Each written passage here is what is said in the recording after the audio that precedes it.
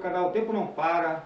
Eu sou Antelmo Nascimento e o tema de hoje é a participação da juventude na política. E hoje nós vamos entrevistar a grande liderança da Universidade Federal do Pará, do DCE, da UNE, Beatriz Caminha, e ela vai terminar a sua apresentação. Oi gente, como o Antelmo falou, eu sou a Bia Caminha, sou estudante de Arquitetura e Urbanismo da Universidade Federal do Pará, faço parte do meu centro acadêmico de Arquitetura e Urbanismo, CAU. Também e atualmente coordeno o Diretório Central dos Estudantes da Universidade, sou da Direção Nacional da União Nacional dos Estudantes. De outro lado, também sou vice-presidenta do PT, daqui do estado do Pará, e também sou presidenta do PT de Coraci. A gente vem aí numa caminhada dentro do Partido dos Trabalhadores e das Trabalhadoras, que foi impulsionado pelo movimento estudantil. Então, olha, Bia, assim, para começo de conversa, a gente queria saber assim, como tu enxerga a participação da juventude na construção política do Brasil. Como tu pode destacar para a gente? Acredito que a participação da juventude política no Brasil é crucial, né? A gente vê nos grandes momentos da democracia brasileira, né, nessa democracia que é mais uma democracia de concessão do que uma democracia real, que vem aí seguida de ciclos de golpes, né, e da gente retomando o poder. E essa retomada partiu muito da classe trabalhadora, mas também partiu muito da juventude organizada, da juventude do movimento estudantil, da juventude das periferias que se movimentam. E recentemente, né, a gente teve aí, por exemplo, Ele Não, que foi um grande ato das mulheres, mas principalmente das mulheres jovens, né, das mulheres que se organizavam no movimento feminista, que é um movimento que eu participo. Né. Depois, em seguida, no primeiro ano do governo Bolsonaro, a gente teve os grandes tsunamis da educação, que foram organizados pela União Nacional dos Estudantes, que foram os primeiros e praticamente únicos grandes atos do governo Bolsonaro, contra o governo Bolsonaro. Então a juventude está aí nessa linha de frente, acho muito também por a gente estar num ambiente muito propício para isso, né, que é dentro das universidades hoje, que é um espaço que também foi conquistado, principalmente por nós da juventude negra do Brasil, mas que, apesar da juventude estar muito nas ruas, ela pouco está dentro dos espaços institucionais, né, dentro dos espaços de decisão, dentro dos espaços de poder. E eu acho que, apesar da juventude ter uma participação enorme na política brasileira, em dar os rumos da política brasileira, a gente tem pouca representatividade dentro dos espaços institucionais. Certo, Bia. E assim, a gente percebe no cenário da política que muitas lideranças saíram do movimento estudantil. Né? José Dirceu, a própria Dilma, ainda estudante, já estava no movimento militando. Queria saber de essas grandes expressões da política brasileira te inspiraram, quem mais tu podes citar para a gente como inspirações para o movimento estudantil e como é que a juventude está se inspirando nessas figuras, elas conseguem trazer para elas esse sonho de participação na política também? O movimento estudantil é uma grande escola, né? Tipo, quando eu entrei no movimento estudantil, eu não sabia que eu já estava fazendo política e nem que eu já estava no movimento estudantil. Eu entrei no meu curso, logo em seguida eu já virei presidenta do centro acadêmico e ao mesmo tempo que eu queria me filiar no PT, eu não entendia como as duas coisas se conectavam, mas depois eu comecei, acho que o Zé Dirceu é uma das minhas grandes referências, né, uma pessoa que eu admiro, que eu, enfim, tenho até proximidade dele. Um dia desses ele me chamou pelo nome, assim, eu nem tinha chegado nele, eu disse, meu Deus, venci na vida. E aí, ele é uma dessas grandes referências, e aí quando tem o primeiro livro dele, né, que ele fala de como ele foi conversar, que ele ia conversar com todos os deputados para fechar a maioria no Congresso, fechar os espaços de maioria e poder governar, foi quando eu entendi que o movimento estudantil ele é essa grande escola pra gente, né? Porque quando a gente vai para um CEP, dentro do DCE, que a gente tem que conversar com todos os centros acadêmicos e tá ali construindo as coisas para poder fechar as nossas posições e embarcar, né, no nosso discurso político, embarcar na nossa narrativa, embarcar no que a gente está acreditando, no projeto que a gente está construindo, eu percebi que o movimento estudantil, por isso que ele é essa grande escola, né? E que esses tipos de relações vão se reproduzindo nos espaços institucionais. E também essa necessidade de a gente estar tomando espaço. Eu não acho que seja só a universidade um espaço propício para isso, eu acho que os bairros são um espaço propício para isso, acho que as periferias, os movimentos de mulheres, mas querendo ou não, o movimento estudantil tem essa grande participação, essa grande escola, né? Porque tudo muito intenso, né? Todo ano a gente tem eleição, muita eleição, tem muita gente que discute política, tem muita gente que diverge, tem muita gente pensando, muita gente discutindo o tempo todo. Então, acho que é por isso, né? Tem, inclusive, lideranças da direita e da esquerda que saem do movimento estudantil, né? Eu faço, assim, em relação às pessoas de direita, obviamente, né? Que, enfim, a gente sabe que passaram por ali por serem lideranças, né? Do projeto que eles acreditam, mas que acaba sendo essa grande escola, né? E esse lugar de construir também, né? Um lugar de convergência, de conhecer muita gente, de ter diálogo com muita gente, de estar ali dialogando enfim, com muita gente de outros setores da sociedade, com sindicato, dentro da própria universidade, né, com os outros sindicatos, fora da sociedade, da universidade, nos espaços de luta das ruas, né, para a gente organizar um ato pelo DCE, a gente tem que falar com o sindicato de Correios, com o CUT, com o FETAG, com todo mundo. Então a gente acaba se tornando esse lugar de convergência de muitas lutas, de muitas pessoas, e eu acho que é disso que sai nessas grandes lideranças, dessa principalmente habilidade de diálogo com os outros setores da Isso é uma sociedade. solidariedade entre os movimentos. Sim. Perfeito.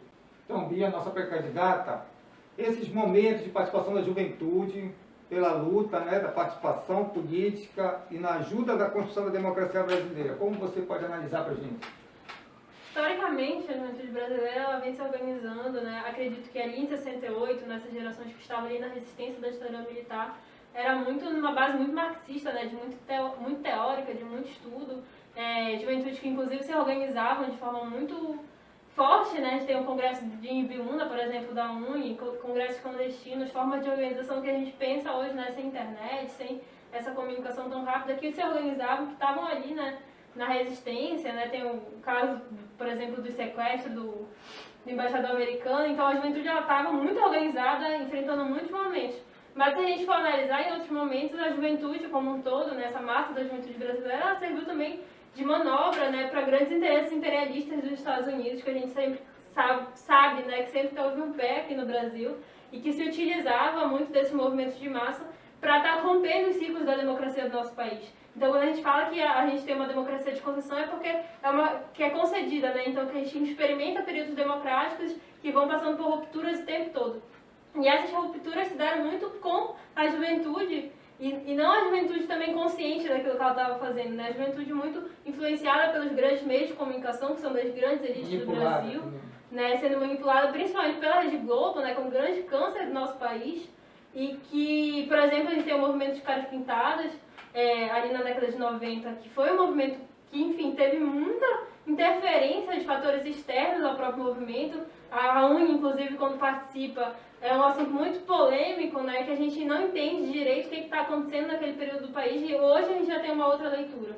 E aí isso vai se repetindo, a gente tem um grande movimento democrático em 2002, né, quando o Lula assume a presidência do nosso país, e a gente consegue ali ficar durante várias eleições se renovando no poder, mas em 2013 a gente vê essa retomada desse processo de golpe, e aí a gente vê os movimentos, principalmente em São Paulo, né, do passe livre, que eram num período onde o transporte estava mais barato da cidade, onde as políticas urbanas da cidade de São Paulo estavam crescendo, né, apesar de vários autores, né, por exemplo, a Hermínia Maricato, Raquel Luni, que avaliam realmente a gente não conseguiu dar conta da crise urbana no Brasil, a gente não conseguiu dar conta do problema de mobilidade no Brasil, né? O que as cidades vivem hoje são problemas graves e por isso também a gente se revolta enquanto jovem, né? Porque a gente está ali no ônibus todo dia, mas a gente sabe que 2013 não era sobre transporte, né? Eram outros interesses inclusive dos Estados Unidos, e hoje a gente tem comprovado isso, né? Que os Estados Unidos que estavam manipulando, que estavam mandando gente para cá, que estava, enfim, fazendo uma grande influência, e que às vezes a UNE, por exemplo, embarcou nessa onda tentando protagonizar momentos de massa, né, de achar que a juventude de massa, a gente vai construir luta, e na verdade não era, e na verdade aquilo ali era o início de um golpe no nosso país, em que a juventude, hoje a gente vê que muitos desses jovens que participaram desse movimento se arrependem, né, eu graças a Deus não sou uma delas, porque eu não participei, mas a gente conhece muita gente que participou e dizer, fui pra rua em 2013 e me arrependo, porque eu não sabia o que a gente estava fazendo. E acho que a maior crítica são para as juventudes organizadas, né, de setores da esquerda que se oportunizaram naquele momento de achar que iam dar um golpe no PT e criticar o PT ali naquele momento e que não iam estar colocando, na verdade, o Brasil em risco e não estariam como estavam, eu acredito que estavam entregando o Brasil para Bolsonaro, né, que o que a gente vive hoje é uma culminância de todo o processo político que a gente passou, pelo menos nos últimos 10 anos.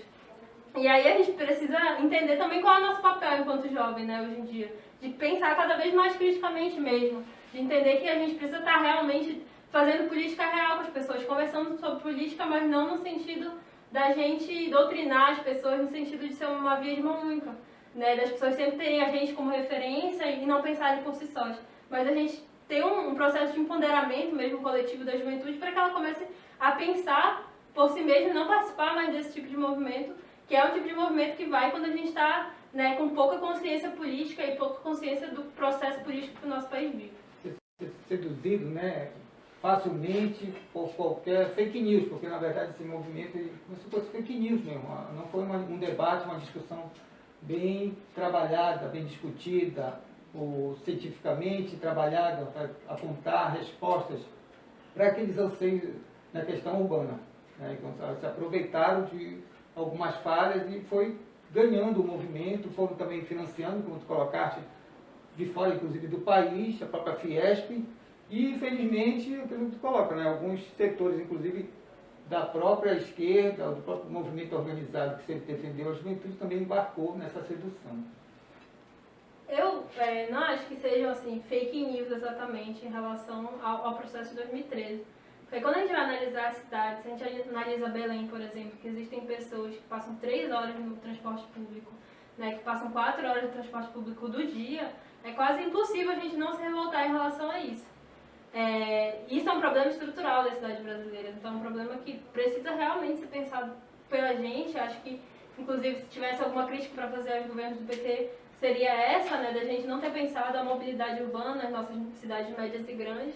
Mas acho que o principal daquele 2013 é que não era o movimento de quem estava ali lutando pela luta urbana, era gente que nunca saiu do seu quarto, né, com a sua empregada, muita gente branca, inclusive, era um movimento da classe média branca, classe média alta, que na verdade estava revoltado com a Dilma, não estava revoltado com o transporte, estava revoltado que tinha gente preta na universidade, não estava revoltado, enfim, não estava revoltado de fato com a mobilidade urbana. A maioria dessas pessoas sequer devia pegar ônibus, né, sequer devia depender dessas pessoas. Então eram pessoas muito mais com seus interesses individuais, que provavelmente usariam muito mais os carros, inclusive, do que os ônibus. Né, se a gente for analisar quem foram as lideranças que saíram desse processo, são lideranças da classe média alta de São Paulo, lideranças que hoje, inclusive, viraram deputados, né, que são do DEM, que são, enfim, pessoas que não utilizavam o transporte público, mas estavam ali lutando. Então, na verdade, foi um sequestro de pauta, né, em 2013. Mas a pauta em si é muito importante. Agora, Bia, eu queria que tu me falasse assim, se a juventude ela se sente representada, se ela está inclusa nas políticas públicas, a nível de Brasil, e se tu pudesse colocar a nível de Belém também. Qual é a satisfação e a insatisfação da juventude? Acho que quando a gente fala de juventude, a gente não pode entender que é uma juventude só, né? No Brasil, a gente é um país que ele é marcado por profundas desigualdades sociais e raciais. Então, quando a gente pensa em juventude, a gente não pode achar que uma política pública feita pensando nessa questão universal, né? Como se fosse uma juventude só. É uma coisa que a Sueli Carneiro trabalha muito bem. Que as políticas elas não podem ser nesse olhar universal, como se tudo... vou resolver aqui um problema de forma universal para todo mundo, sendo que o jovem que mora no centro da cidade vai pegar o carrinho dele e vai para a universidade, o jovem que mora na periferia da cidade vai precisar pegar ônibus, vai precisar ter o que comer, vai precisar trabalhar para ajudar os pais, enfim. Então, acho que quando a gente pensa na juventude, a gente vê que a gente conseguiu muitos avanços de 2002 para cá, né? Com os governos Lula e Dilma, a principal deles, acredito que foi as cotas raciais nas universidades, que aí é uma área muito de atuação minha, né, da gente entender que a universidade brasileira ela mudou. Quando a gente começa a incluir a juventude negra dentro da universidade, aqui no Pará, não só a juventude negra, mas a juventude quilombola, a juventude indígena, enfim, os extrativistas, e começa a enxergar a educação como esse grande instrumento de emancipação, né? Acho que o programa político que a gente defende, ele vem muito dessa educação do Paulo Freire, que entende a educação realmente como um instrumento de emancipação e também um instrumento de desenvolvimento do nosso país. Então, analisar também que o nosso país está num sistema imperialista, né, onde a gente está sempre ali nesse lugar de servir alguém, né, de servir os interesses externos, onde as nossas universidades, enfim, o modo como o nosso país operava durante muito tempo e volta a operar hoje em dia, era um modo de operar que a gente não tinha o direito de ser feliz, né? Acho que quando o Peco Mujica ele fala isso, né? Que a vida ela não pode ser só a gente trabalhar. E a juventude ela entra muito nessa lógica, né? Da mão de obra barata, desqualificada, dessas pessoas que vão ficar dentro desse sistema. Hoje a gente vê o debate da juventude muito fora, né? Muito fora da política pública, muito fora da institucionalidade, muito fora das universidades. A gente vê, por exemplo, semana passada o MEC anunciou um corte de 18,6% nas universidades federais, na renda linear das universidades federais. Então é um corte que vai parar com as universidades federais praticamente por ano que vem. As universidades federais não vão ter como se manter. E aí a gente vê que quem é que vai ser mais afetado com essas políticas vai ser a juventude. Então acho que a juventude ela não está não está dentro, nunca esteve. Se a gente for pensar a história do nosso país, a juventude negra nunca esteve na história do nosso país, a juventude negra nunca teve essa política reparadora, e estar na universidade acho que é um grande marco, porque é a primeira vez que a gente pode sonhar, né? Acho que a universidade é a primeira vez que a gente pode sonhar e ascender socialmente. Mas quando a gente vem pensar aqui, a cidade, a bairro do Sacramento, que é onde a gente está gravando esse vídeo, a gente vê, por exemplo, a praça que tem aqui da Dorothy Stang. A juventude negra, aquela praça é um marco para o bairro, eu acredito que é um lugar onde eu frequento, inclusive, que as pessoas se reúnem, que as pessoas têm onde fazer cultura, têm onde fazer esporte, tem ali um acesso a direitos, né, de lazer, de enfim, tá fazendo outras coisas, mas que aquela praça, que aquela política, mesmo que ela seja para a juventude, ela não nos dá cidadania. E eu acho que é fundamental a gente marcar isso, porque apesar da gente ter um espaço ali, a juventude que é branca e que vai usufruir aquele espaço, ela vai ficar ali de boa. E ela vai conseguir usufruir e ela vai estar inclusa nesse projeto de cidade, porque o projeto de país hoje que a gente tem, ele é pensado para as pessoas brancas. Enquanto que a juventude negra que vai tentar acessar aquele país, aquele espaço, a gente sabe o que é, né? A polícia chegando lá, batendo em todo mundo, a polícia chegando lá, fechando os espaços de cultura, a polícia chegando lá. E isso não é a polícia porque o policial é uma pessoa ruim e é racista. É porque a instituição da política e da polícia brasileira é racista, e o Estado brasileiro ele faz isso para reproduzir. Então acho que a juventude negra ela é quem está mais fora, né, do país, né, quem mais está fora das políticas públicas, né, está excluída, porque ela é pensada. Né? A gente tem um projeto de país para a juventude negra em prática, que é o projeto de extermínio. Um projeto onde cada jovem negro é morto a 23 minutos no nosso país. E isso acontece aqui na praça, né? Eu lembro que ano passado teve uma menina que saiu da praça, foi andando para casa dela e foi morta, e deixaram um bilhete. Foi a primeira de 12. Então, e aí no outro sábado se reuniram, fizeram um sarau em homenagem à menina, mas isso está acontecendo aqui. Né? Então a juventude ela está dentro, se a gente for analisar nessa lógica, ela está dentro desse projeto de país, que é a milícia, né, que é a polícia comprada, está matando a juventude negra. Então é esse o projeto de país que a gente tem para a juventude hoje, mas não é esse o projeto de país que a gente quer, né? Não é esse projeto de país que a gente sonha, não é esse projeto de país que a gente construiu durante os governos Lula e Dilma, não é esse projeto de país que a gente tem construído. Por isso também que às vezes a gente vem com um discurso de ser jovem e que isso traz representatividade, ou então que ser negro isso traz representatividade, mas isso é vazio se não tiver um projeto de país para a juventude. Né? É vazio se não tiver acompanhado de um projeto de país para a juventude negra que entenda, acho que para concluir, que essas juventudes elas vão ser sempre muito plurais, muito diversas, e aí a gente tem uma série de pessoas que vem estudando muito sobre isso. Está hoje na universidade, é a primeira vez que a gente também, enquanto juventude negra, né, e juventude no geral, consegue se empoderar para discutir isso. Né? Então acho que é uma marca muito da nossa geração, né, ter acesso à academia e ter acesso a esses temas para poder dizer assim, aqui está o problema, né? Porque a gente sempre se revoltou. Né? A gente sempre se revoltou contra as coisas, mas hoje a gente tem condições de pensar criticamente, não olhar aqui o problema, a polícia tem um problema aqui. E isso eu acho que é um marco, né, para a gente pensar a política pública no Brasil e pensar por que ela também não chega para a gente enquanto jovem. E aí não é só a juventude negra, né? As mulheres sofrem muito assédio, as mulheres estão fora do mercado de trabalho, estão fora da universidade, estão, enfim, vem um processo, não tem creche, e aí a própria juventude da classe trabalhadora também sofre.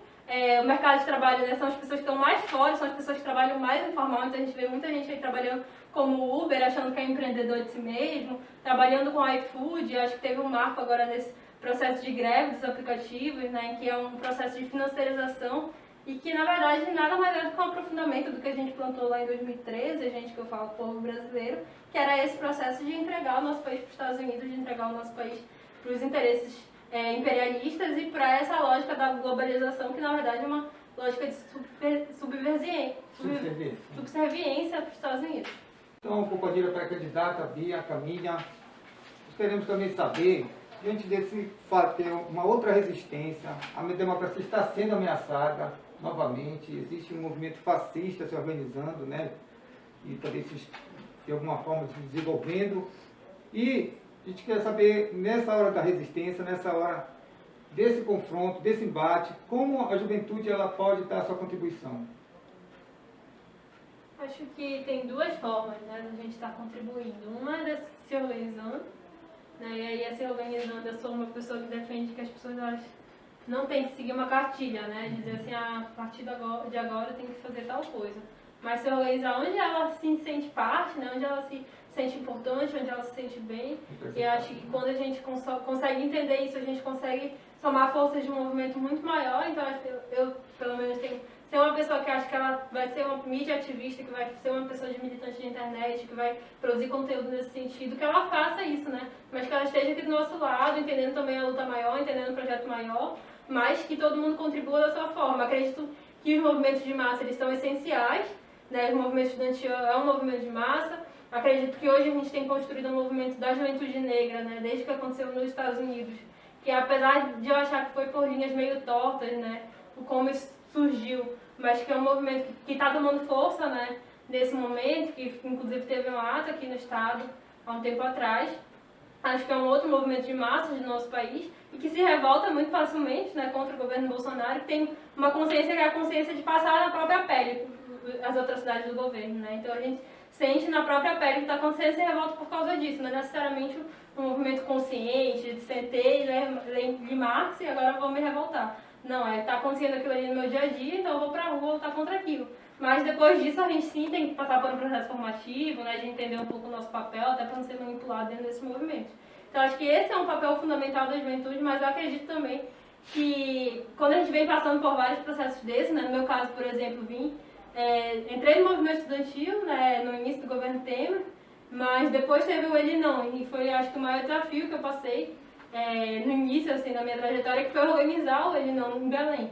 E ali eu tinha o quê? 18, 19 anos, e organizei um movimento daquele tamanho aqui, né, através do DCE da UFPA, que eu era diretora-geral na época, e aquilo foi um momento crucial da democracia do nosso país, das mulheres, do movimento de mulheres e do movimento de massas, que a juventude teve uma contribuição muito grande.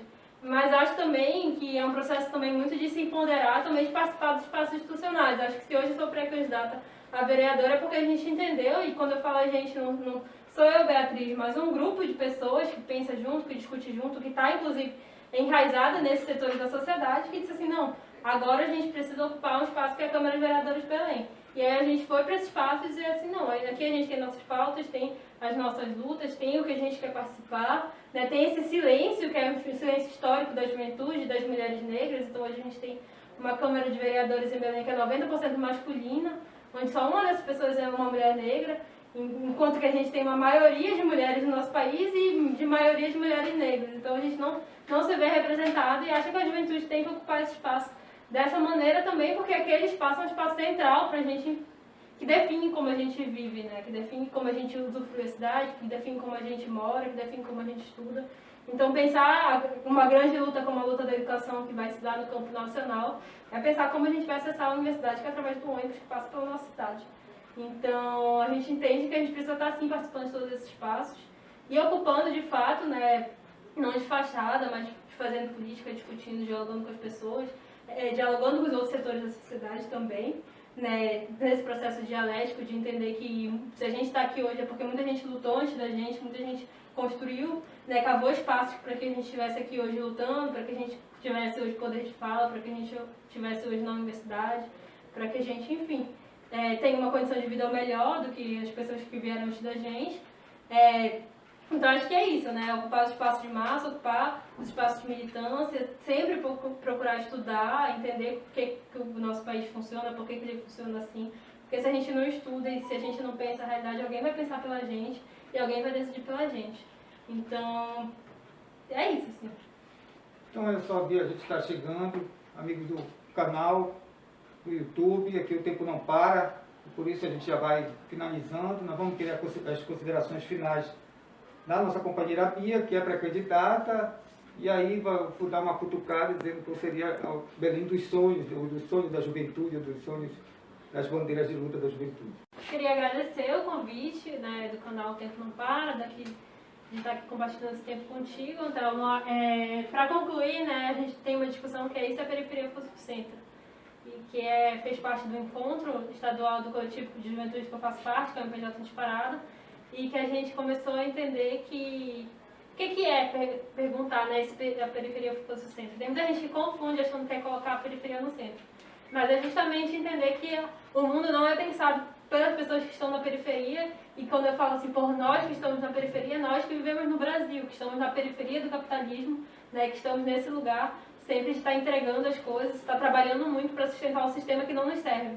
Então acho que a Belém dos Sonhos ela passa por a gente inverter essas lógicas de ter periferias e centros. É um convite à subversão, né? Um convite à subversão dessas lógicas de que existe sempre uma periferia, um centro, um lugar de pessoas esclarecidas, né, que estão pensando no mundo, e de outros que estão só trabalhando para manter que essas pessoas continuem pensando no mundo. Então acho que a Belém dos Sonhos é essa Belém, né? Que todo mundo possa viver bem, todo mundo possa viver em comunhão, todo mundo... não é que todo mundo tenha que amar todo mundo, mas todo mundo tenha que ser solidário com todo mundo, entendendo que a gente vive uma coletividade, que a gente quer ver numa cidade que ela seja feita de fato para todo mundo, né? E que eu falo todo mundo, é realmente todo mundo, onde o direito à cidade, onde o direito ao transporte, onde o direito à mobilidade urbana, a habitação, seja um direito que chegue para todas as regiões da nossa cidade, não só para o centro, não só para as pessoas brancas, não só para quem está ali no topo de uma pirâmide de privilégios.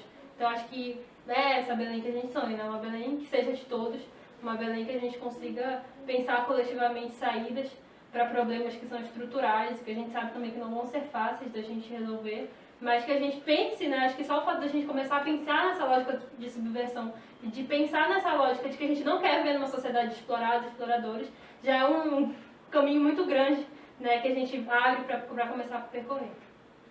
Queria também convidar vocês para curtirem a minha página no Facebook, Bia Caminha, e me seguirem no Instagram e no Twitter, @B3Caminha. Lá eu estou sempre atualizando sobre esses temas, também discutindo sobre essas coisas da nossa cidade, das nossas individualidades, enfim. Nos acompanhem lá e construam com a gente esse projeto. Olá minhas companheiras, olá meus companheiros do YouTube. Eu sou Antelmo Nascimento e quero convidar você para participar do canal O Tempo Não Para. Canal de denúncia, de debate, da conjuntura, um canal atual que vai fazer com que você também se sinta representado nesse canal. Então venha, participe, olhe nossos vídeos, curta e se inscreva para que a gente possa ganhar cada vez mais espaço na sociedade. Muito obrigado.